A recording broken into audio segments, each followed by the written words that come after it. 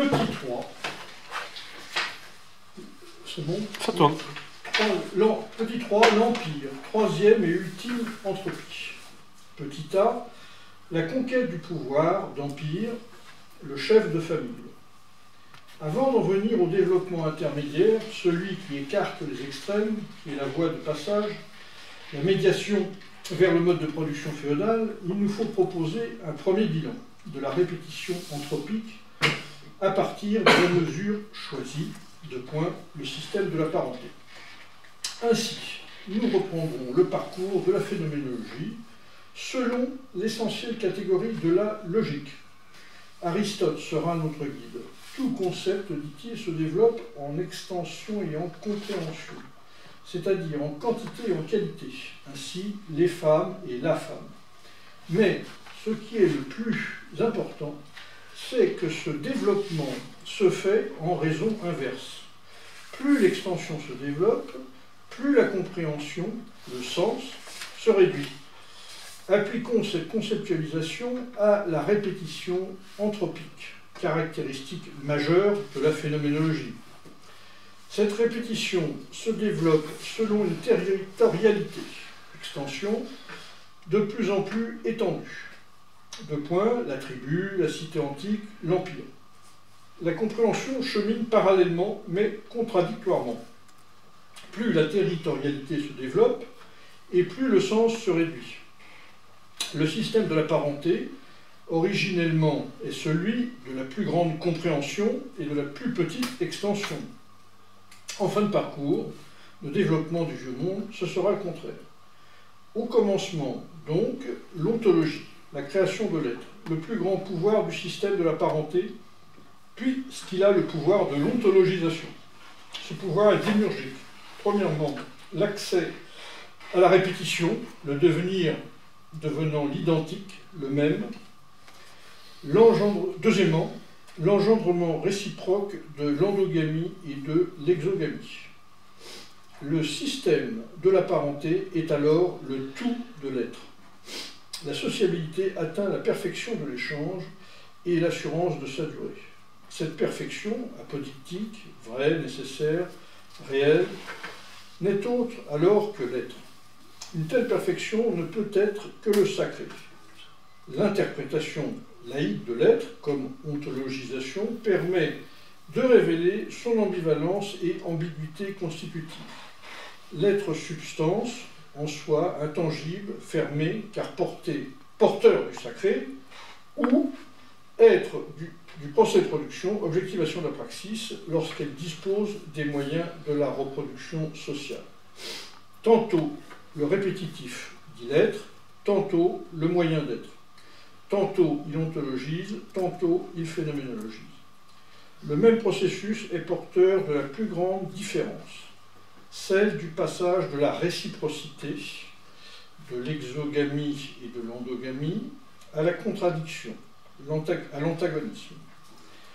Alors s'ouvre le champ du devenir comme développement de la chute de l'être, de la répétition anthropique.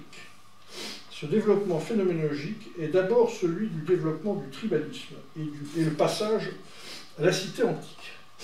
La cité antique est le moyen et le lieu de l'urbanisation de l'ontologie. C'est un premier rétrécissement décisif. L'être n'est plus le seul répétitif, l'ontologie devient phénoménologie. Cette chute de l'être, de l'immanence parfaite, du non-savoir, de l'identification de tous les attributs dans la substance, décompose l'être par expérimentation et l'usage urbain. Par l'expérimentation et l'usage urbain. Le fonctionnel et le relationnel apparaissent en tant que tels. Ils deviennent le moyen de leur propre développement.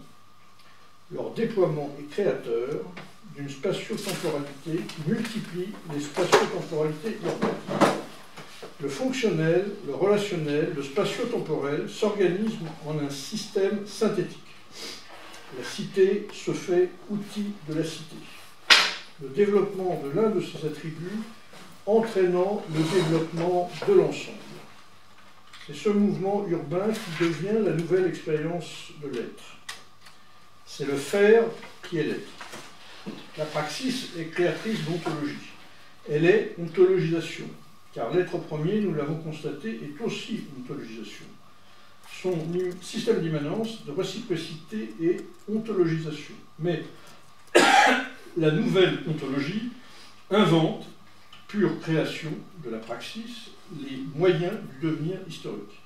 Le fonctionnel, le relationnel, le spatio-temporel de la cité, en tant qu'ensemble organique totalement coupé de la première ontologisation. Dans le premier cas, ces attributs de la praxis existent aussi, évidemment, mais en tant que blocage de la praxis, parce que le répétitif est encore tout puissant. La participation à l'être sert alors de faire. La cité antique inverse cette relation. Deux points, le faire est l'être. Celui-ci devient opérationnel.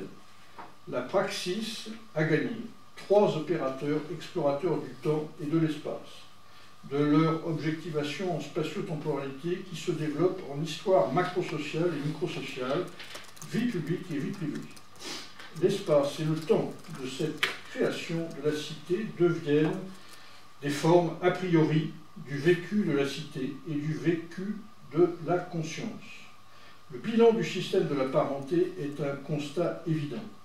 Ce système ne fait que suivre le mouvement de la praxis. À l'origine, il est tout puissant, il ordonne l'être, il a le pouvoir d'ontologiser en se répétant, il crée une apparence d'éternité, il apporte la certitude d'être, la volonté d'être en une période de manque effrayant. C'est le bon et nécessaire usage de l'ontologie. Avec la cité antique, le rôle démiurgique du système de la parenté originelle s'efface. Il n'est plus qu'une modalité du relationnel, un mode de l'attribut, une détermination qui certes se conserve et se répète, mais comme une superstructure qui a perdu son infrastructure. De point, la division du travail. Mais alors, il reprend du pouvoir, celui de la translation de la cité, pouvoir opérationnel de la superstructure sur la superstructure. S'immisce dans la praxis de la cité un système de la parenté venu d'ailleurs, d'avant, qui n'a plus la valeur de la nécessité, mais la valeur d'un jeu d'alliance, qui, à l'origine de la cité antique, peut même avoir valeur de surdétermination. Mais celle-ci s'efface au profit de la mixité, qui sera la norme de la cité, la raison de sa puissance. Le système de la parenté sera l'expression de la mixité de clans et de classes. Le système originel se prolonge dans la mesure où il consent au partage du pouvoir civique. Du coup, il perd l'essentiel de son pouvoir d'ontologisation. Alors, la dualité, la contradiction dans l'être. Celui-ci se déchire. Il devient la dualité sans réconciliation des pénates et de la loi, le système de la parenté, après avoir été le moyen de conciliation des contraires, se fait le lieu d'un irréductible conflit. Antigone et Créon. C'est bon? Après on change de flux. Oui, parce qu'on entre dans l'Empire. D'accord. On était dans la préambule de montage. D'accord. Donc là on est dans un préambule, effectivement. Enfin, c'est pas qu'un préambule, c'est un... Oui, c'est un retour sur ce qui a précédé, oui. Avec des... Voilà. Où il fait intervenir énormément le système de la parenté, quoi. Plus que dans les pages peut-être précédentes. En tout cas, il explicite, il tente d'expliciter pourquoi il place le système de la parenté là où il place dans les pages précédentes. Et pas seulement dans les pages précédentes. Mais ouais. Dans... On peut dire même dans toute son œuvre, parce que c'est vrai que c'est quelque chose qui est quand même assez répandu donc, dans l'œuvre de Puskar, que ce soit dans le traité de l'amour fou, dans le Lettre et le Code, même dans le capitalisme de la séduction, où il y a finalement le quartier. Le quartier, c'est les fils de la bourgeoisie qui vont peupler le quartier. C'est Montmartre au début du XXe, et puis après c'est le quartier latin pendant à la veille de 1968. Il aussi il montre aussi, par exemple, les croisades. Bon, effectivement, c'est souvent les cadets qui vont faire les croisades. Il montre aussi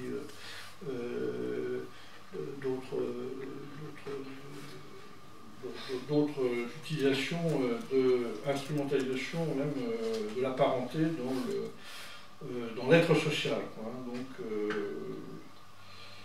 et c'est pas la première fois qu'il le fait, quoi, et donc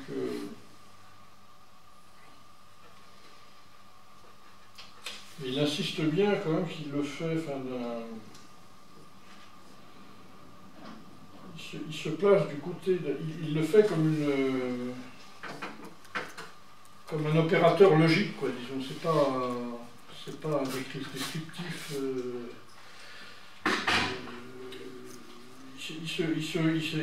En fait, souvent, il montre Oscar que finalement l'être l'être social instrumentalise l'être finalement dans la logique de la production. Là, effectivement, on peut se dire que l'être, la parentèle, c'est quand même, ça fait partie de l'être organique. Donc, c'est là aussi instrumentalisé finalement dans le cadre de l'être social pour faire advenir d'autres structures sociales plus susceptibles d'être le vecteur d'un développement, je pense, quoi, hein. C'est un peu ça globalement, on passe à d'une société donc, qui est le clan, très fermé, où, comme il dit, l'ontologisation est très forte, hein, et avec le parallèle, enfin l'introduction des notions d'extension, de compréhension, il montre comment on passe d'une structure effectivement très peu étendue, la tribu, le clan, mais dans une compréhension énorme, où sans doute le système de la parenté est tout puissant, quoi. Bon, c'est quelque chose d'écrasant, sans doute, par les totems, les tabous, tout ce que tu veux, quoi. Donc ça doit être quelque chose de très prégnant. Et on passe effectivement quand l'extension territoriale se produit, à forcément une notion d'extension beaucoup plus grande, mais une compréhension beaucoup plus petite. Effectivement, là on est moins tenu c'est moins ontologisé, on va dire, quoi, que pour le cas précédent, quoi.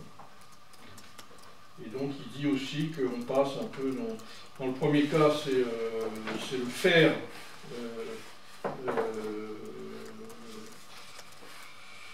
On est dans un cas où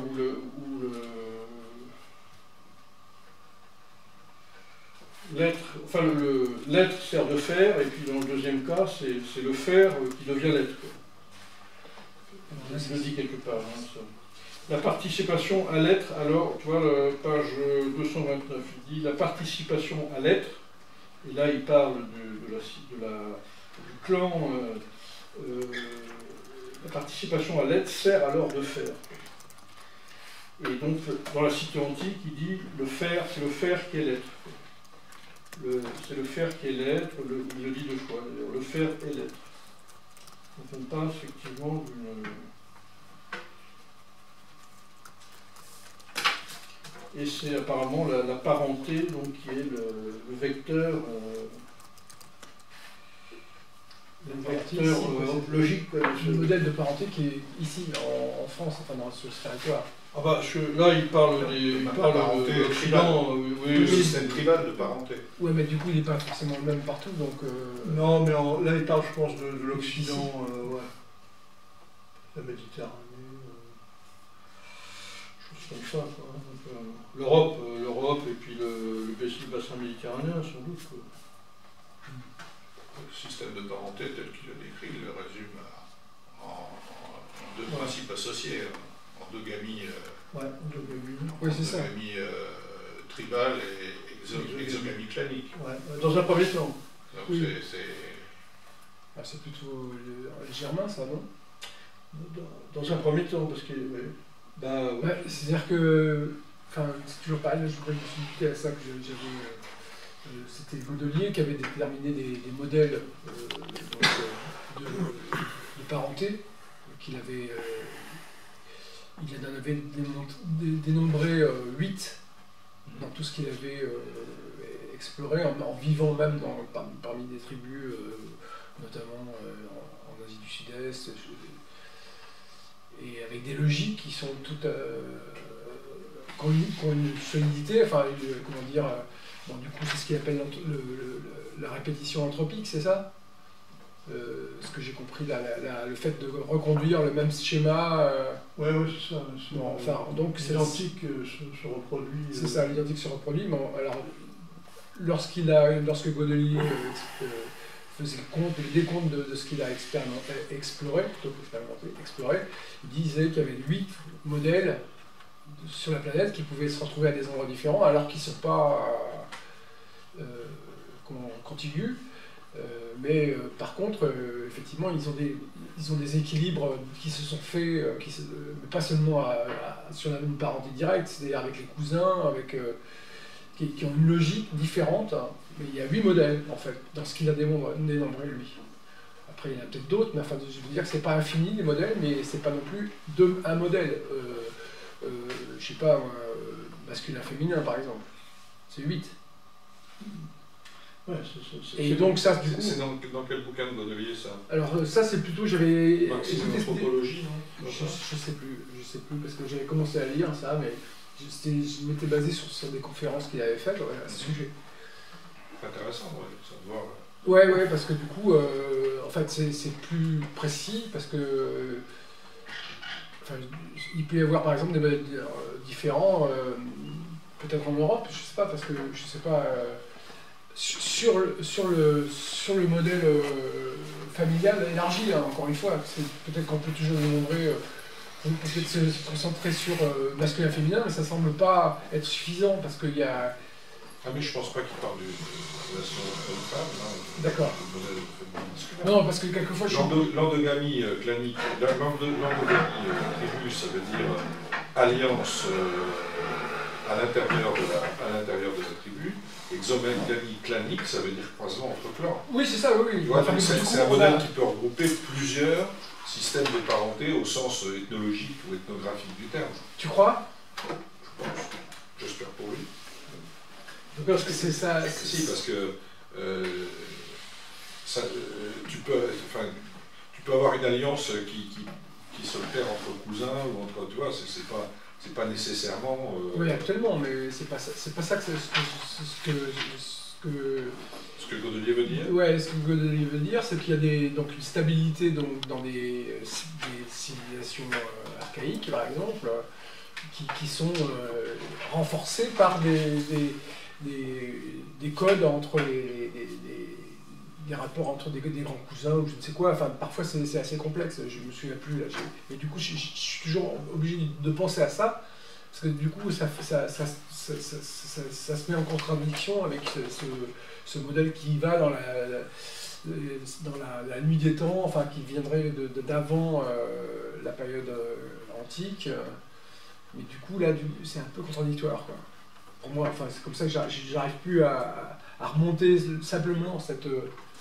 Bon, on aurait des structures de tribus qui seraient éparpillées, mais en fait, il est probable que les structures même de parenté soient déjà construites depuis très longtemps et qu'elles soient contradictoires et qu'elles soient partagées entre plusieurs tribus. Oui.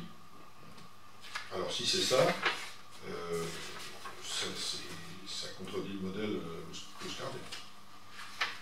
Voilà, c'est pour ça que je pense à ça, parce que du coup... Sauf à considérer que ces différentes tribus sont en fait une seule et même tribu qui s'est divisée et répartie dans l'espace.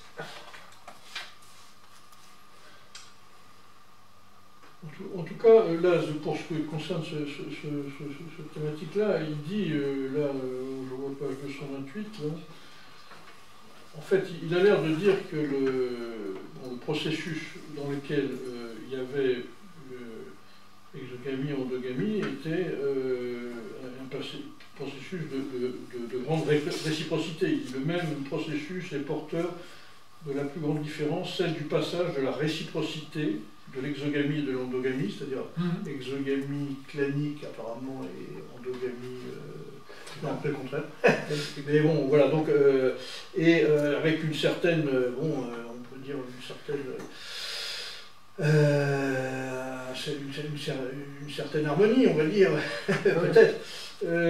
Alors, il ajoute après celle du passage de la réciprocité, donc de l'exogamie et de l'endogamie, à la contradiction, à l'antagonisme. C'est-à-dire que tu vas là d'une société tribale qui était dans une forme de réciprocité et d'harmonie entre l'exogamie et l'endogamie entre tribus, clans et machin, et puis tout d'un coup tu passes à la contradiction, c'est-à-dire que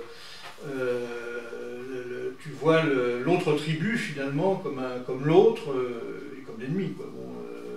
L'antagonisme, c'est ça. L'antagonisme, c'est que il y a l'autre devient l'ennemi, peut-être alors pour des raisons démographiques, parce que voilà, il y a de plus en plus de gens, les territoires, j'en sais rien, enfin ça ils n'expliquent pas, mais en tout cas, apparemment, le passage de la tribu à la cité antique, d'après lui, donc ça se joue aussi autour de ça, quoi, dans la perception de l'autre tribu. Donc, voilà, donc c'est peut-être ce qui est moteur, d'après Kluskar, dans le passage de la tribu à la cité antique. Donc tout ça se faisant sur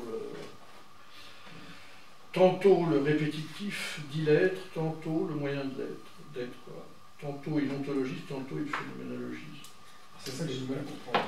L'ontologie, c'est. Tantôt il ontologise, c'est le clan en gros, le mais la phénoménologie. Mais tantôt il phénoménologise, ça veut dire qu'il rentre dans le mouvement urbain, c'est-à-dire tu as l'urbanisation, il parle de l'urbanisation de l'ontologie, c'est-à-dire qu'à un moment donné, tu as une urbanisation de ces tribus avec tout un tas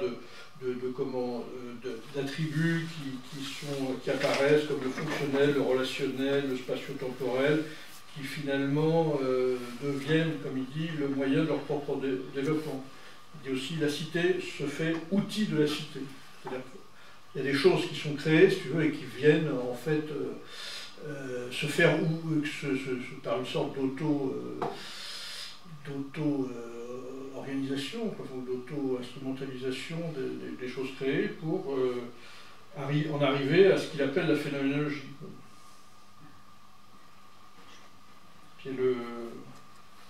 Et il dit que c'est à ce moment-là le faire qui est l'être. C'est-à-dire que tu n'es plus dans l'ontologie, le truc très... dans lequel le système de la parenté est tout puissant et écrasant finalement. Totem, tabou, machin, et puis donc là tu passes l'urbanisation aidant, tous ces processus-là se délitent et puis d'autres choses se mettent en place. C'est ce qu'il appelle, à mon avis, ça. Tantôt on ontologise, donc c'est du côté du clan, et de la tribu, tantôt il phénoménologie. Mais bon, ça se passe peut-être dans un temps diachronique. Moi, en lisant un peu ce passage et puis ce qu'il y avait un peu avant, je me suis déjà posé une question, interrogé sur un point, c'est que signifie cet appel à la notion d'entropie appliquée au champ de la société. Qu'est-ce que ça veut dire? En quoi c'est opératoire?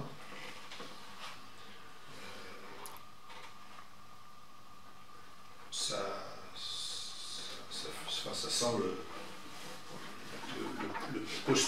systémique chez quelqu'un qui, par ailleurs, à de nombreuses reprises, fustige l'importation de concepts dans des champs de savoir qui leur sont exogènes. Parler comme lui. Et donc, exogame aussi d'ailleurs. Bon. Et donc, voilà. Oui, Qu'est-ce que ça signifie, pourquoi, et surtout comment c'est justifié. Donc, en fait, j'ai pas trouvé de solution à la justification de ça. À un moment, débarque le concept d'entropie. Boum.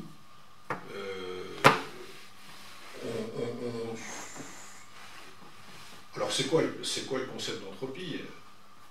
C'est l'idée que tout système clos est nécessairement ou stable ou en situation de déperdition d'énergie. En physique, c'est à peu près ça que ça veut dire. C'est-à-dire qu'en clair, un système clos ne peut pas gagner de l'énergie. Il ne peut pas se... Donc, à quoi ça renvoie dans l'analyse de Puskar? Ça renvoie à la notion de répétition. Et cette notion de répétition, elle est travaillée, et je dirais contredite par deux, enfin, la notion de répétition stabilité, la répétition du même. Le même considéré dans un système clos comme étant la reproduction à l'identique de l'existant. C'est contredit par deux choses. La guerre, principe créateur, c'est son expression, c'est-à-dire on a là quelque chose qui est de l'ordre de presque de l'événement hors du champ de l'entropie, puisqu'on n'est plus dans un système clos. S'il y a une guerre, c'est qu'il y a une relation à l'extérieur. Et puis, un phénomène de déperdition d'énergie, disons, d'évitement de la reproduction du même, qu'il explique par un rapport inversé entre la territorialité et l'entropie. Et le sens. Ce qu'il appelle le sens d'ailleurs, enfin, c'est un mot bien compliqué. Disons que ce qu'il veut dire, c'est que l'essence de cette société qui réside dans la stabilité, elle se délite avec la territorialité. L'extension de la territorialité. C'est ce que tu as lu. J'ai essayé de voir comment il le justifiait, je n'ai pas trouvé. Le principe suivant, plus la territorialité se développe et plus le sens se réduit, je n'ai pas trouvé d'explication. Je ne vois pas comment la corrélation entre ces deux choses est établie. Ne serait-ce que du point de vue logique, je ne parle même pas du point de vue historique ou du point de vue de référence technologique. Quelle page, s'il te plaît? Comment? C'est page 228, en haut de la page 228.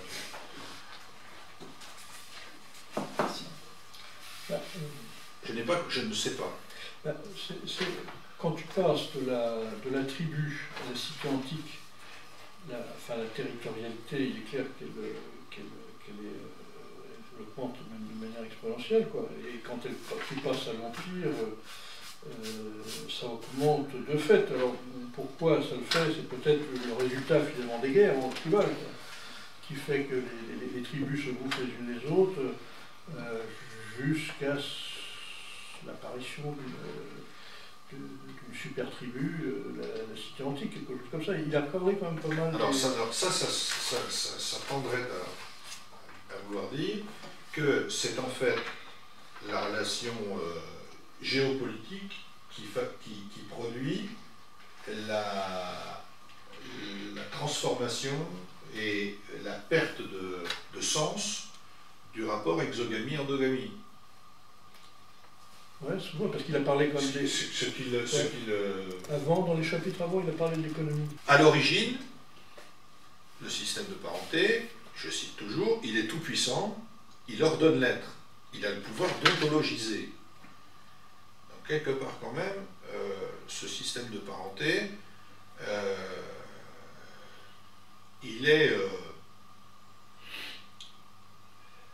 il est reconnu comme central dans le processus d'hominisation à ce stade, et on ne trouve pas place là-dedans, je trouve, pour ce qui constitue la structure économique de la vie d'une société tribale, par exemple, hein, qui semble être quelque part un décorum, quoi. C'est un décorum, c'est pas... donc, quand même, cette question, enfin, ça touche, ça questionne le matérialisme, ça questionne la question de savoir sur quoi on se fonde pour penser la dynamique de la société. La première phrase que tu as lue va dans le sens inverse de ce que tu dis. Oui, absolument. Oui, non, mais c'est pas si simple que ça. Hein. À l'origine, il est tout-puissant, il leur donne d'être, il a le pouvoir d'ontologiser, en se répétant, il crée une apparence d'éternité, il apporte la certitude d'être, la volonté d'être, en une période de manque effrayant. L'apparence d'éternité, je ne suis pas sûr qu'elle ne résulte pas d'abord et avant toute chose de la relation à la nature, et à la fois dans ses aspects cycliques, répétitifs, et dans ses aspects catastrophiques. Il dit à un moment, là, il dit, ça c'est page 228, toujours, au commencement donc l'ontologie, la création de l'être, le plus grand pouvoir du système de la parenté, puisqu'avec le pouvoir de l'ontologisation, non c'est pas pardon, excusez-moi, ah oui voilà c'est ça, toujours la même page. Le système de la parenté est alors le tout de l'être, la sociabilité atteint la perfection de l'échange et l'assurance de sa durée. Cette perfection apodictique, vraie, réelle, nécessaire, n'est autre alors que l'être. Une telle perfection ne peut être que le sacré. L'interprétation laïque de l'être, comme ontologisation, permet de révéler son ambivalence et son ambiguïté constitutive. Donc, le sacré serait quelque part lié à la structure universelle du système de parenté. C'est ce que Puisque c'est le seul qu'on propose, il faut bien le considérer comme universel. Ce qui a le mérite de confirmer une information récente qui est que c'est l'homme qui crée Dieu, mais le problème c'est que c'est peut-être pas par ce biais-là qu'il le fait. Ouais. L'être substance en soi, intangible, fermé car porteur du sacré ou être du procès de production, objectivation de la praxis lorsqu'elle dispose des moyens de reproduction sociale. Ça c'est l'alternative qui donne, entre les deux. Alors, après dans la cité antique, il y a chaussure. Avec la cité antique, le rôle démiurgique du système de la parenté originelle s'efface. Donc ça, on voit bien l'historicité en fait du système de parenté, ou l'entrée dans l'historicité du système de parenté. Il n'est plus qu'une modalité du relationnel, un mode de la tribu, une détermination qui certes se conserve et se répète, mais comme une superstructure qui a perdu son infrastructure. C'est-à-dire que, si je comprends bien ça, dans la tribu, le système de parenté, c'est l'infrastructure, et dans la cité antique, il se retrouve renvoyé au rôle, au statut de superstructure par l'effet de la division du travail. C'est ce qu'il dit après. Une superstructure qui a perdu son infrastructure, la division du travail. Mais alors, il reprend du pouvoir, celui de la translation à la cité, pouvoir opérationnel de la superstructure sur la superstructure. Donc, il devient un déterminant de la superstructurelle de la superstructure, c'est-à-dire l'élément constitutif de la représentation superstructurelle. Il s'immisce dans la pratique de la cité, un système de la parenté venu d'ailleurs, d'avant, qui n'a plus la valeur de la nécessité, mais la valeur d'un jeu d'alliance qui, à l'origine de la cité antique, peut même avoir valeur de surdétermination. Voilà. Ouais, c'est des vestiges du système de parenté d'avant. Je ne sais pas s'il définit une dichotomie entre infrastructure et superstructure au niveau justement précédent la cité antique. Peut-être. Et donc du coup, on pourrait le sauver, quoi. Dans ce sens que du coup, le système de parenté, c'est pas l'infrastructure, enfin je pense pas non plus qu'il en vienne là, quoi. Là, il te parle de superstructure sans infrastructure, c'est-à-dire qu'en fait quelque chose qui serait hérité du passé mais qui n'aurait plus de base logique. Mais tu pouvais supposer que dans le système précédent, le système de parenté pur, quoi, originel, comme il le qualifie, en fait, t'as plutôt une forme d'immanence qui du coup produit un sacré en cohérence avec l'être non encore différencié. Tout ça me paraît un peu, je suis un peu d'accord avec toi, ça manque à mon avis d'explication économique, matérialiste, et du coup je pense pas qu'il y ait cette différence entre infrastructure et superstructure. Là c'est peut-être de se renvoyer à Marx. Superstructure, infrastructure, ça suppose un mode de production, quoi. Et je sais pas si Kouskar aurait dit qu'il y avait un mode de production, à proprement parler, tu vois. Oui. Il dit que... Dans les modes de production, au sens du matérialisme historique, tu as esclavagisme, féodalisme, capitalisme, socialisme, mais avant, du coup, l'esclavagisme, c'est l'esclavagisme de la cité antique. Mais ce qui précède ça, en fait, c'est... Il n'y a pas d'économie, il n'y a pas de mode de production. Il n'y a pas d'économie, ou alors c'est une économie qui change tellement politique. Il n'y a pas d'économie politique. C'est une économie qui change tellement que... Oui, c'est tout à fait, oui. Comme disait un copain là récemment, au Paléolithique, il y avait un événement nouveau tous les 300 000 ans. C'est bien résumé, c'est-à-dire qu'effectivement, le truc était quand même très bloqué. Et le fait est que bon, alors là, peut-être le système de parenté de ce fait-là avait une prépondérance sacrée aussi, avait quelque chose de tout à fait prépondérant et prégnant sur la vie. Et donc sur l'ontologie aussi. Qu'est-ce que pour quelqu'un de la tribu, qu'est-ce que c'était que l'être? Je pense que la parenté, le système de parenté, les tabous, les totems, etc., devait représenter une part très importante, même si la nature, effectivement, était associée, puisque notamment on attribuait des pouvoirs à la nature, surnaturels, etc. Mais quant à l'entropie, je pense aussi que l'entropie, c'est aussi l'entropie, c'est aussi la décomposition. C'est-à-dire que quand tu parles d'un système organisé qui devient un système désorganisé, tu as une augmentation de l'entropie. Ce qui fait que quand tu parles du contraire, c'est-à-dire que si tu parles d'un système désorganisé, par exemple des molécules, puis tu en fais un système organique, la vie, là tu parles de négantropie.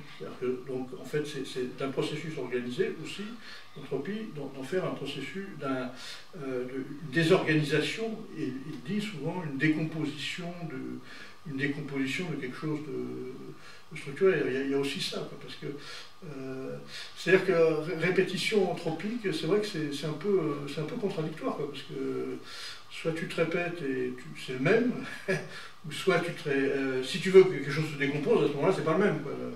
Donc c'est vrai que c'est peut-être le terme n'est peut-être pas forcément très bien choisi, mais en tout cas, il parle aussi de décomposition, quoi, puisque quand tu parles du système de la parenté tribale, on voit bien qu'il y a une décomposition, un développement de ce système de la parenté qui est consécutif au fait que l'on passe de la tribu à la cité antique. Hein, donc, et il y aura la même chose pour ce qui concerne le passage de la cité antique à l'Empire, etc. C'est vrai que c'est peut-être pas très bien choisi parce que, contrairement à un système physique où tu passerais à vraiment un stade de délitement pur, là tu vas passer à un stade nouveau, si tu veux. C'est pas comme si un système physique, c'est tu arrives à un système où les choses se ressemblent plus, si tu veux. Et elles sont plus immobiles, etc. Mais là, c'est l'inverse qui va se passer. Effectivement, il y a un processus de délitement sur la tribu, mais pour passer à quelque chose de plus complexe après, finalement. Donc, le terme, il est un peu... D'ailleurs, il parle de création, donc ça, c'est plutôt un terme qui serait à rapprocher de la négantropie, quoi. L'homme n'a pas disparu à travers ce processus de délitement de la tribu pour aller vers la cité. C'est l'inverse qui s'est passé, plutôt, d'ailleurs. Mais il parle souvent, là, et après, de décomposition, de décomposition, recomposition. C'est-à-dire que tu descends, même il en parle pour l'Empire, c'est-à-dire que tu descends de la structure, du système de parenté délitement jusqu'au pater familia, et puis après, tu te sers du pater familia pour recomposer en ascendant jusqu'au tyran, quoi, qui est finalement la projection supposée, quoi, du pater familia latin. Et il le dit aussi pour ce qui est de la féodalité, finalement, telle décomposition. Et après, tu vas recomposer par le fief, la manse, la tenure, des choses comme ça. Donc il y a des processus de décomposition et de recomposition. Mais dans le processus anthropique, c'est pas ça, justement. Processus anthropique, il n'y a pas de recomposition. Il y a de la décomposition et niveau d'énergie plus faible, répétition, voilà, tout devient plus ou moins égal. Par exemple, si tu as des particules d'un côté et que tu n'en as pas de l'autre, bah, tout va s'égaliser. Si tu ouvres la paroi, tout le gaz va s'équilibrer des deux côtés, ça va être égal des deux côtés. Avant tu avais A et B, après tu te retrouves avec un C, où tout est pareil. Ça suppose un contenant, quand même. Oui.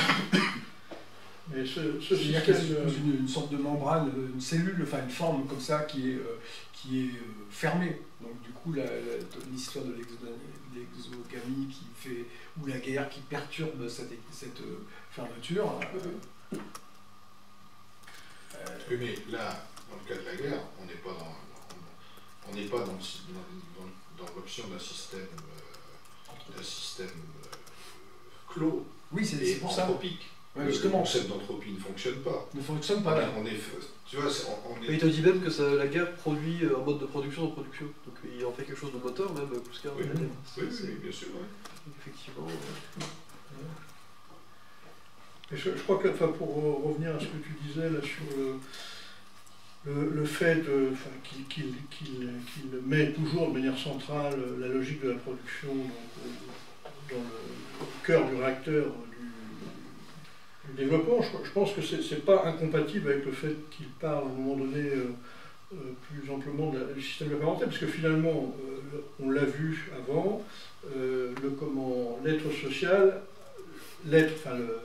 instrumentalise finalement l'être, le devenir du devenir, etc., pour finalement arriver à ses fins par une certaine forme de logique. Là, finalement, tu as le système de la parenté, c'est quoi? C'est finalement quelque chose d'organique au début, le fait d'avoir des enfants, etc., de choisir femme ou homme, voilà, donc c'est quand même quelque chose qui a trait à l'être organique. On peut penser aussi que l'être social puisse, de la même manière qu'il a instrumentalisé l'être inorganique, finalement, instrumentaliser aussi l'être organique, qui est le système de la parenté, quoi. Donc, finalement, à certains moments, c'est plus tenable et qu'ils prennent une autre orientation de manière évidemment graduelle, quoi. Enfin, graduelle. En fait, j'ai l'impression que là-dedans, il essaie de chercher le pitch qui fait passer d'un mode de production à un autre, quoi. Et en fait, on a du mal à le voir parce que du coup, il essaie de voir comment est-ce qu'il y a justement cette solidarité entre exogamie et endogamie, où elle marche plus, quoi. Et donc du coup, il essaie de trouver la fracture. Effectivement, le passage à notre mode de production, tu peux qualifier ça effectivement d'école de décontropique, quoi. Production d'une indétermination qui te fait arriver à un nouveau stade, en quelque sorte. Mais là-dedans, encore une fois, je trouve que c'est pas... Il y a des formes, en fait. C'est comme si le fait de mettre les formes sur un contenu et puis sur un autre permettait de raccorder les deux et de dire voilà, on a basculé. Mais il n'y a pas d'explication économiste. Je trouvais, j'avais commencé à lire, je ne sais plus quel bouquin, d'un historien qui essayait d'expliquer justement, et qui était en ce sens-là, à mon avis, assez marxiste, qui essayait d'expliquer que quand il y a de la suraccumulation, quand il y a des excès, il y a de la propriété, quoi. Donc du coup, la nécessité de l'échange. Et ça, c'est intéressant. Parce que ça veut dire que là, on a une conception justement de la dialectique entre l'endogamie tribale et l'exogamie clanique qui va forcément être déterminée par des moyens par les forces productives, donc ce qu'on appelle nous marxistes en sens large les forces productives. Et donc de ce point de vue-là, l'édifice qui va naître au-dessus, je sais pas, les réformes de Solon et Clisthène en Grèce, elles s'expliquent par ça. Et pas l'inverse, pas par des jeux de famille. Alors oui, il y a une récupération des enjeux familiaux, mais je crois même que Kouskar le dit, parce qu'à un moment donné, il parle du fait qu'il y a l'opposition entre l'endogamie tribale et l'exogamie clanique, elle est remplacée dans la cité antique par l'opposition, on va dire ça comme ça, entre l'endogamie civique, qui remplace du coup l'endogamie tribale, et puis l'exogamie familiale qui remplace l'endogamie clanique. Donc il y a une poursuite. L'endogamie clanique se poursuit dans la cité antique. Sous forme d'endogamie familiale. Oui, tout à fait, mais oui, tout à fait, voilà. Ouais. Et du coup, bon, il le dit, il montre bien qu'il y a effectivement récupération de l'ancien. Il y a récupération de l'ancien, oui, l'ancien vit toujours dans le nouveau. Enfin, ça, c'est la base même de ce que c'est la dialectique, mais on ne comprend pas le moteur du truc, quoi. Effectivement, là, je relisais les notes que j'avais sur ce qu'on avait fait la semaine dernière et puis la semaine encore d'avant, et effectivement, la guerre joue un rôle, quoi. Ouais, c'est comme si la guerre était le moteur. Elle était le moteur du passage vers l'Empire. Les techniques jouent un rôle. C'est ça, oui, je pense. Les voies de circulation jouent un rôle. La gestion des surplus. La cité antique naît de la nécessité de gérer les surplus. Et en même temps naît le commerce, et en même temps naît la guerre elle existe déjà, mais elle prend un sens différent avec la problématique de la gestion des surplus. Voilà. Et là-dedans, le système de parenté me semble être le témoin de tout ça. Oui, plutôt le témoin que voilà, tu vois. Or, on est dans un projet de phénoménologie, d'expliquer, je le disais l'autre jour, de rendre compte de la logique du réel, c'est ça. La logique du réel, tu ne peux pas faire abstraction de ce genre de choses. Tu es bien obligé de... Moi, je suis d'accord sur l'histoire de l'immanence, je suis tout à fait d'accord avec ce que tu dis. Mais cette immanence, il faut aussi la prendre dans sa totalité complexe. Le rapport à la nature dans les sociétés tribales, il est fondamental. Voilà. Je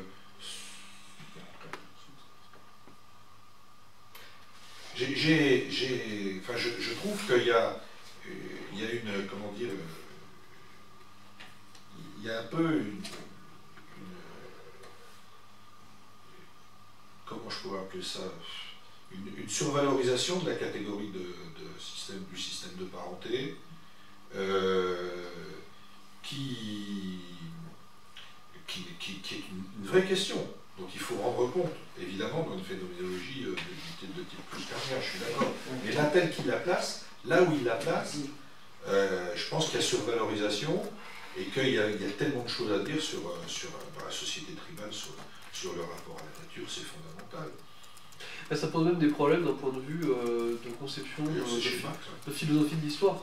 Parce que pour moi, ce que ça risque de nous mener à faire, c'est réhabiliter finalement des conceptions de l'histoire qui sont faites sur les individus, sur les familles, sur le rôle des princes. Et c'est comme si aujourd'hui on se mettait à faire l'histoire, je sais pas moi, du Moyen-Âge, à partir uniquement des relations entre, de roi à roi, comment est-ce que l'échange symbolique d'une princesse. Et puis, c'est ce que je disais la semaine dernière, ça pose un problème du point de vue de la science historique et de la conception qu'on a de la science historique, déjà au départ, tu vois. C'est quand même pas Stéphane Bern. Non, mais malgré tout, la logique de la production dans l'histoire, elle a à disposition le système de la parenté. Elle peut... Moi j'irais plutôt l'inverse. Non, elle a à disposition, finalement, elle peut... Non, chez Kouskar, c'est quand même la logique de la production qui est quand même centrale. Elle a à disposition ce système de la parenté. Elle peut l'instrumentaliser pour, par exemple, il le dit dans pour la féodalité, le fait de pacifier le royaume pour pouvoir exploiter le territoire, pas être tout le temps dans les guerres.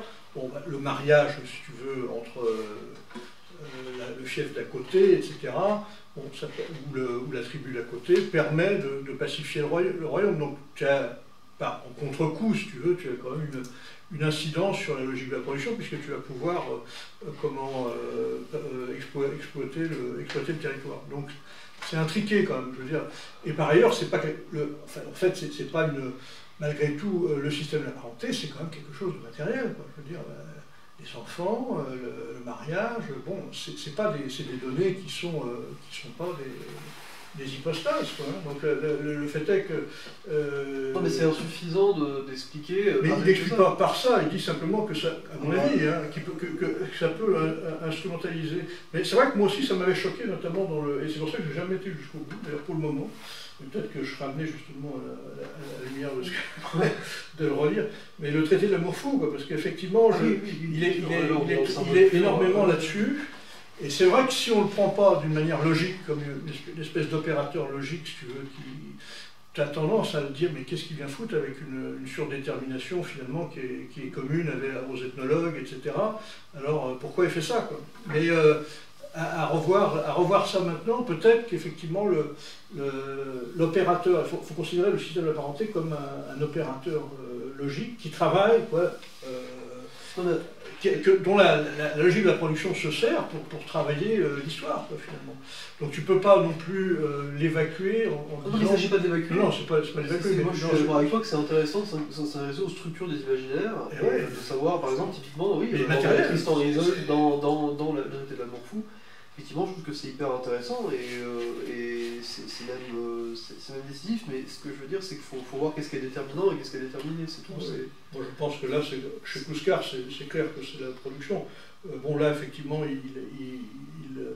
il fait une embardée sur le système de la parenté. Je pense que c'est intéressant, ce qui ne veut pas dire qu'il le met en position centrale. Non, je pense pas. Non. Ouais, c'est vrai que c'est très original, je trouve, de ce que je connais des travaux, que je feuillette un petit peu, hein, des archéologues qui s'intéressent par exemple à la néolithisation. Oui, ils ne parlent pas du tout, d'ailleurs, il y a assez peu d'indices pour parler du système de la parenté en fait. Alors c'est vrai que je trouve que c'est assez original ce que fait Clouscar, d'essayer de montrer qu'en fait, avant que naissent vraiment des inégalités et une organisation sociale par le travail, il y avait aussi avant effectivement un système de la parenté, enfin des structures qui étaient plutôt égalitaires, et où il y avait le système de la parenté qui était primordial. Essayer de voir effectivement comment le passage se fait et comment ce qui était absent avant va s'articuler avec ce qui était déjà là avant, c'est intéressant, et souvent c'est pas du tout abordé, faute d'ailleurs peut-être d'idées. Après, il me semble quand même, justement, c'est un peu anachronique de ce que je comprends, parce que justement, on ne sait pas spécialement comment vivaient ces gens-là à moins 12 000, etc., au moment de la néolithisation. Des tribus, certes, mais est-ce que c'était des tribus claniques avec totem, tabou?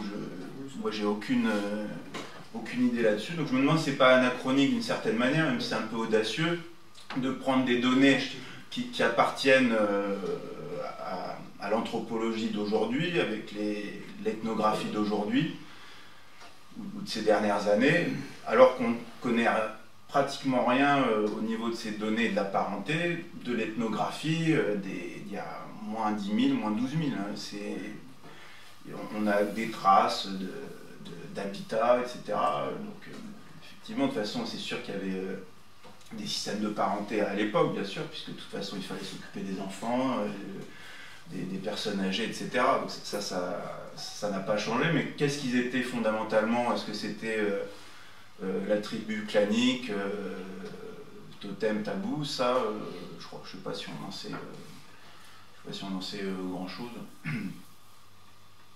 On peut avoir des points de comparaison avec les tribus aujourd'hui qui encore... Oui, mais là, ça mais même aujourd'hui, ils ne sont pas tous... Ouais, ça c'est un point de vue qui date un petit peu. En tout cas, c'est sûr, ça doit être très normatif. C'est le début de Lévi-Strauss ou de Freud, ça. Les ethnologues se sont recyclés dans la société moderne. ceux qui ont eu les prix. Non, mais je veux dire que c'est c'est pas aussi déterminé que c'est totem et tabou partout, alors que là, on a l'impression que ça l'est partout, quoi. Maintenant, on en sait un peu plus. C'est pas je sais pas. Enfin, moi, j'ai pas encore les références de ça, mais j'ai l'impression que c'est cette notion de totem et tabou qui fait la base du patriarcat selon Freud, etc. C'est pour ça que j'essaie de distinguer des schémas qui sont multiples, sans être infinis, mais qui sont complètement différents. Donc du coup le totem et tabou ça marche bien effectivement pour le patriarcat mais pas pour d'autres schémas, quoi. Donc du coup ça fait un peu un ethnocentrisme indo-européen qui est projeté partout. Et j'ai l'impression que c'est ce qui est un peu critiqué dans l'anthropologie. Oui, moi ce que je suis assez d'accord avec ça, mais pas au-delà même de Klusker, j'ai l'impression parfois que pour certaines personnes, après toute réserve de ce que j'ai pu lire, je fais pas. Voilà. Mais j'ai l'impression que parfois il y a une espèce de fascination sur les méthodologies propres à l'anthropologie. Et que derrière on pourrait expliquer. Enfin, c'est un matériau quoi, qui est conséquent. Enfin, je veux dire, c'est ce qui s'est passé fin du 19e siècle, début du 20e. Je veux dire, tous ces archéologues, tous ces gens qui. C'est hyper intéressant, mais du coup il y a une tentative de se dire les données vont parler d'elles-mêmes, on va les projeter, et puis les choses qui nous ont permis de faire une analytique des sociétés primitives, dans des sociétés qui étaient sans histoire. On sait qu'il y a eu un débat entre Lévi-Strauss et Sartre sur la question justement. Lévi-Strauss proposant à Sartre d'évaluer en termes de dignité les sociétés sans histoire par rapport aux sociétés historiques, et sous prétexte de voir ce matériau-là arriver, et puis on l'a vu à un moment donné comme une forme d'universalisme renouvelé. C'est-à-dire qu'il y avait un universalisme millénariste, et finalement le fait d'horizontaliser un petit peu la lecture de l'histoire en disant bah non, il n'y a pas le christianisme, le marxisme vient de l'hégélianisme, vient du christianisme, tout ça, bon, on va donner la pleine part à des sociétés qui ont d'autres références, d'autres logiques, qui ont des systèmes familiaux qui sont propres, qu'on peut étudier, qui sont peut-être apportés, et on se dit bah ça va nous renseigner sur notre civilisation. Enfin, le point de départ intellectuel de Foucault dans Les mots et les choses, c'est un peu ça, quoi. On va se comporter comme des ethnologues vis-à-vis de notre propre civilisation. Et d'où l'idée d'archéologie du savoir. Et le problème, c'est que c'est pas une raison pour foutre à la poubelle notre bonne vieille critique de l'économie politique, quoi. Il faut l'enrichir avec un certain nombre de données, mais il faut quand même le faire sans donner le primat à la forme, quoi. Parce que, je sais pas, oui, je rejoins ce que tu disais, les routes, enfin, c'est décisif si tu veux comprendre ces choses-là, mais même à l'époque plus moderne, je veux dire, pas moderne, mais je veux dire, là, je suis en train de lire l'idéologie allemande, je veux dire. T'as plus forcément besoin de capital naturel spontané quand tu as des routes, parce que du coup tu peux te retrouver à avoir, t'as plus besoin d'avoir une clientèle donnée qui t'est léguée par un héritage, donc ça va contribuer au développement du capitalisme énormément, quoi. Bien sûr. J'étais allé à une expo il y a un an sur les routes en Afrique, les routes qui ont été empruntées, c'est ça, mais c'est des trucs qu'on sait même pas, quoi. On n'en sait rien, on sait pas comment est-ce que ça a permis à des tribus de se rencontrer. Pourquoi est-ce que ça n'a pas permis de résister aux envahisseurs, mais c'est hyper important, quoi. Et autant je trouve que c'est intéressant, par exemple, dans le capitalisme de la séduction, il fait une anthropologie des rites, très bien, c'est vrai qu'on peut voir les rites de la clope, du sexe, du rock'n'roll, on peut vraiment en faire une anthropologie moderne, si tu prends la période comme une cohérence, mais il y a des déterminations économiques, quoi. Beaucoup plus profondes que le simple code. Il ne faut pas non plus qu'on en... Parce que... non, le code ne détermine pas l'être social, quoi. C'est l'inverse. Bon. En l'état, le code, c'est quasiment l'inverse qu'il vise à dire, quoi. Et ça, c'est une inversion entre le rôle du politique et de l'économique. Pour moi, en tant que marxiste, c'est pas raisonnable, quoi. Ce que tu disais sur les routes, on peut dire la même chose sur les outils. Bien sûr. Ouais. Vous voyez ce que ça représente du point de vue de la transformation de l'ontologie d'une société, que le passage de la pierre aux premiers métaux, enfin, c'est absolument colossal. Et ça se passe bien avant la cité antique. Oui, mais déjà, bon, la poterie intermédiaire. T'as l'impression qu'à une cité antique, t'as une ère tribale, oui. moins 50 000, moins 3 000, moins 4 000, disons, donc 46 000 ans de stagnation, avec simplement pour mettre un peu de piment dans tout ça, quelques guerres. Voilà. Mais non, ça se passe pas comme ça. Ah ouais. Je pense que ça se passe pas du tout comme ça. Et alors, ce que tu dis, ouais, j'aimerais bien retrouver le texte de Godelier pour le lire, parce que moi j'ai déjà eu écho aussi de ça, des textes de Godelier là-dessus. Il faudrait que je regarde chez moi, j'en ai un qui s'appelle Marxisme et ethnologie, ou ethnologie et marxisme, qui porte là-dessus. Peut-être que déjà il écrit, c'est un texte de jeunesse, hein, qui est paru chez Maspero dans les années 70. C'est plus récent parce que c'est après ces passages dans les. Parce qu'il a vécu 2 ans Ouais.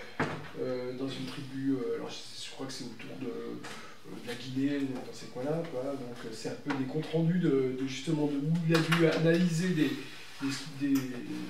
structures familiales complexes qu'il a vécues dans leur rapport de parenté plus large, quoi. Et c'est peut-être pour ça qu'il s'est mis à étudier des formes de parenté avec des interdépendances qui sont sans doute liées à l'économie, du coup, mais qui du coup, alors je sais plus, c'est par rapport aux cousins, c'est par rapport à...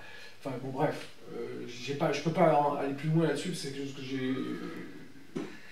Mais je pense que l'inversion dont tu parlais, elle est inhérente à l'idée même d'une phénoménologie historique. Une phénoménologie historique présuppose que le réel est rationnel et que le rationnel est réel, et elle cherche à décrypter les tout catégories. rationnel, Oui. tout réel est rationnel et le rationnel devient réel. C'est plutôt ça la vraie phrase. C'est ça la vraie phrase de Hegel. Il remonte dans mon estime. Ah oui. Ouais, mais tout de suite, quand on le dit comme ça, oui, ça, oui, ça ouvre pareil. au plus de... Bah oui, bien sûr que non. Mais de toute façon, dans ce genre d'entreprise, t'es sommé, tu te sommes toi-même de trouver l'enchaînement de catégories logiques sur quelque chose qui est, sur le fond, déterminé par quelque chose qui n'est pas sans loi, mais qui n'est pas logique, qui a des lois, voilà. Et puis qu'il y a des événements, il y a des choses qui surviennent. Après tout, l'homme aurait peut-être pu ne jamais découvrir la pierre taillée. Il l'a découvert, voilà. Alors après, on comprend bien que la pierre taillée se soit répandue dans le monde comme un progrès technologique fabuleux par rapport au caillou et à la pierre lancée, mais voilà. Et ça, tu tireras jamais ça d'une catégorie logique, anthropologique ou ontologique. Parce que précisément, c'est ça qui va déterminer la transformation de l'ontologie et pas l'inverse. C'est-à-dire que dire tout réel est rationnel, le rationnel devient réel, dire tout réel est rationnel, ça veut pas dire tout réel est nécessaire. Il aurait très bien pu y avoir autre chose, quoi. Par contre, ce qui est arrivé a une dose de rationalité, mais il n'y a pas de nécessité... Il n'y a pas de fil par lequel on puisse tout tirer, sinon c'est-à-dire qu'on revient à la scolastique. Enfin, sauf que Hegel t'explique quand même qu'il y a une nécessité qui est celle du mouvement de l'esprit avec la... C'est pour ça que je suis pas hegelien, moi je trouve que c'est intéressant, mais je suis pas... Voilà. Oui. Non, oui, tu peux toujours dire, dès que tu vois, tu sais, la phrase de Hegel sur le soldat qui arrive et les hommes se taisent devant le salon de l'histoire, c'est quelqu'un qui le dit entre... La phrase du mec qui arrive, le petit soldat qui arrive à la fin de la guerre et qui dit les récoltes poussent et les hommes se taisent devant le salon de l'histoire. T'imagines un mec qui fait ça, il arrive à la libération des camps de concentration. T'imagines un peu le gars qui fait ça, parce que tu peux la sentir à tous les lieux, cette phrase-là. Si t'es un nécessitariste aussi, tu peux dire que ah bah oui, bah la Shoah, c'était peut-être la nécessité pour qu'on retrouve un peu d'humilité, tu vois, enfin, faut se méfier, quoi. Ça se cache dans les replis les plus intimes de l'idéologie, ça. Bah ouais. Tu trouves ça à peu près partout. Ah bah oui, bien sûr. J'ai lu un texte de... Enfin, moi je mente pas de ce pas-là, mais je veux dire, ça a ces fondements-là. Il y a une espèce d'idée de nécessité. D'ailleurs, chez Heidegger, il y avait un peu ça. Moi j'ai lu un texte de Jean-Luc Nancy sur la question, il disait ça. Hein. Il disait qu'il fallait que les juifs souffrent le martyre, parce que ça permettrait à une nouvelle métaphysique de naître. Hein. Comme ça, lui. Mais ça, c'était... Il rendait compte de l'idée de Heidegger. Ah non, il rendait compte de l'idée d'Heidegger. Il disait pour Heidegger, c'était ça. Il fallait qu'il y ait un martyr qui souffre, et puis que... fallait que ce soit le peuple consacré par l'époque, c'est-à-dire par la rationalité, le matérialisme, l'argent, tout ça, il fallait que ce soit ceux qui souffrent, pour qu'après on puisse enfin balancer Aristote à la poubelle et puis qu'on puisse attendre la venue de je sais pas quoi. Ce que dit Kluskar sur la guerre, en fait, d'une certaine façon, il ontologise la guerre. Mais en ontologisant la guerre, il converge vers l'idée que l'essence de l'homme est dans un rapport conflictuel, Je crois dans un pas. rapport de haine. Je crois pas. Je pense que lui ne croit pas. Non, Mais un mec mais qui passe, non, qui parce dit que ça, à quel on moment, peut lire. à quel attendez, moment il dit ça? Il dit ça bon, parce qu'à un moment donné, d'après ce qu'il dit, il y a une forme de réciprocité entre l'endogamie et l'exogamie j'ai trouvé un passage dans la tribu, et à un moment donné, effectivement, tu as la guerre civile du même, quoi. C'est-à-dire que finalement, l'autre tribu, qui pour le moment, peut-être parce qu'elle était assez éloignée, peut-être je ne sais quoi, toujours est-il qu'à un moment déterminé, tu vois l'autre, tu vois le même finalement comme l'autre, donc dans une visée antagoniste, et ça enclenche cette dynamique de la guerre. Mais c'est pas ontologique, je pense que c'est simplement oui, mais enfin, une instrumentalisation, il si tu dit quand veux, même que... pour Attends, je vais te lire un passage. transitoire. Je vais te lire un passage. Je ne sais plus la page, je pourrais vous la donner, c'est en bas du truc, mais j'arrive, j'ai pas foutu ma souris. Il écrit « La monadologie tribale est déjà en son principe pluralisme de l'être. Les tribus, donc la monadologie tribale, le début, voilà, début de la socialité. Les tribus, l'être, dans le pluralisme de l'être, deux points les tribus. L'être se redistribue, se manifeste en étant.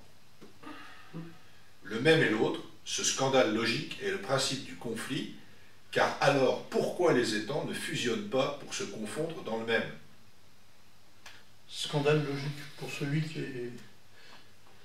Je mets, n'y a-t-il pas risque d'essentialisation et d'ontologisation du rapport à l'ennemi avec un grand E? Non, je pense que c'est une transition. Non, mais je te dis pas. C'est tout lui continue de notre confère. Je fais confiance J'ai encore à c'est pas ce qu'il pensait. Mais je te dis, voilà, dans les replis d'un discours, voilà, il faut Oui, c'est ça. tu peux trouver quelqu'un qui dit Oui, ça, mais tiens, oui. Non, mais c'est pas ce petit-là. il n'est pas dans l'axiologie, je crois qu'il est quand même, il se maintient dans la logique, c'est-à-dire que effectivement finalement la guerre à un moment donné, peut-être que ça peut être dans un stade de l'humanité un moyen de redistribution des cartes, quoi. Voilà, bon, parce que peut-être au point de vue démographique, la pression est telle que les tribus se rapprochant les unes des autres, au bout d'un moment, il y a besoin d'espace, et que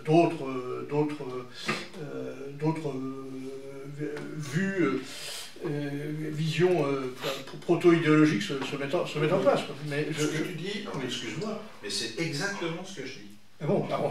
Et oui, parce que tu es en train de m'expliquer que Kluska explique qu'on a besoin d'espace, on a besoin de c'est exactement ce que les autres disaient. On a besoin d'espace. C'est moi qui le dis. Non, mais d'accord. Mais le Kluska ne dit pas ça. Il dit pas ça. En fait, la pensée a des conséquences, quoi. C'est juste ça qu'il dit. Oui. C'est le colon, quoi. Non, mais on est loin Moi, quand même de l'empathie généralisée d'un Patrick Thor, quand même. Oui, c'est ça. Oui. C'est deux marxistes assez opposés de ce point de vue. Mais, oui, là-dessus, sur ce que tu viens de dire, je peux dire que là, tu mets pas l'auteur et tu lui dis tiens, qui a dit ça, je peux dire qu'à mon avis, il va aller chercher bien loin. il va sortir le fusil. Il va sortir le fusil, c'est ça. Ils se sont connus, Patrick Thor et Kluska. Oui. Non, mais c'est une vraie question ontologique, celle-là. On suit effectivement Non, mais c'est un moment particulier du bouquin. On ne peut pas dire que ce soit la dominante de ce livre, de dire qu'effectivement la guerre est un point central et convergent donc pour l'explication de l'être social. Bon, effectivement, à ce moment-là, à un moment donné, au passage du tribal à la scientique, apparemment, c'est ce qu'il met en avant. Mais bon, je crois que là-dedans, en fait, ce qu'il ne faut pas confondre, c'est le fait de voir un certain nombre de relations de cause à effet et on va dire on pourrait dire une espèce d'ontologie constatée, et puis de mettre une ontologie formelle dessus.